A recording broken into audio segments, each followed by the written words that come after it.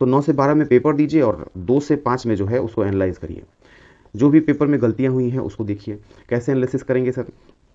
तो एनालिसिस करने के लिए आपको ध्यान देना चाहिए इस बात पे कि आपसे जो पेपर में गलत हो गया और या फिर जो नहीं हुआ उसको आप रीअटेम्प्ट करिए, है ना? रीअटेम्प्ट करिए और रीअटेम्प्ट करने के बाद देखिए कि आपका कितना मार्क्स पेपर में कम था और यहाँ बढ़ गया।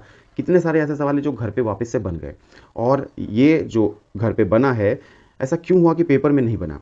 तो आप जहाँ रीअटेम्प्ट करेंगे जिस कॉपी में, जैसे क्वेश्चन नंबर सेकंड था जिसको रीअटेम्प्ट करने का जरूरत था, आप रीअटेम्प्ट किए हैं, तो ऐसे अटेम्प्टिंग के बाद इस जगह पे इस साइड कहीं पे आप लिख लीजिए कि आपसे क्या मिस्टेक हुआ था।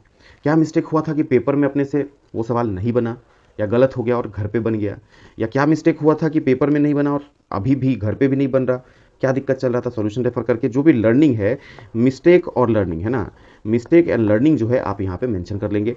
लेट अस से कि आपका कैलकुलेशन में मिस्टेक हुआ, तो कैलकुलेशन मिस्टेक ना लिखे, थोड़ा डिटेल में लिखे क्यों हुआ कैलकुलेशन मिस्टेक। तो पावर लेना भूल गए तो लिख लो यहाँ पे कि पावर लेना भूल गए, है ना? अपने लैंग्वेज में लिख लेंगे, एक लाइन लिखने में ज़्यादा टाइम लगता नहीं है। बिल्कुल ऐसे ही 7 नंबर सवाल था जिसमें कोई फॉर्मूला आप गलत लगा दिए, तो क्या फॉर्मूला था, सही फॉर्मूला लिख दो। देखो यहाँ पे ऑलरेडी रीअटेम्प्ट किए हो इसको, है ना? यहाँ लिखो कि क्या गलती था या लर्निंग क्या था, है ना? फॉर्मूला गलत लगा दिए तो लिख दो फॉर्मूला गलत लगा दिए, सही फॉर्मूला लिख लो इस जगह पे, ठीक है? तो इस तरीके से आपको एनालिसिस कॉपी मेंटेन करना चाहिए। और ये जो एनालिसिस कॉपी है जिस कॉपी में आप ये सब कर रहे हैं, एनालिसिस कॉपी को जो है आपको डेली ही विजिट करना चाहिए। डेली ही आपको 5-6 पेपर 7 पेपर जितना आप देंगे उस सबको देखना चाहिए। अपना नेचर ऑफ मिस्टेक जो आप यहाँ पे लिखे होंगे, इस जगह पे जो नेचर ऑफ मिस्टेक लिखे होंगे, वो सारे मिस्टेक आप रिविजिट कर रहे होंगे और डेली बेसिस पे रिविजिट कर रहे होंगे। ऐसे में होगा क्या कि आपका जो गलती है वो मिनिमाइज होगा।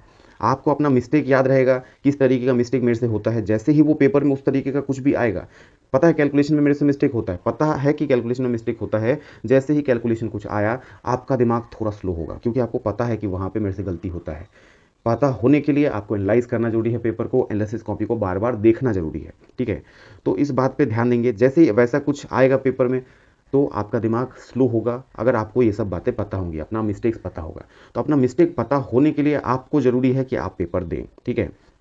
और ये पेपर अटेम्प्टिंग मेंस के लिए भी है, एडवांस के लिए भी है।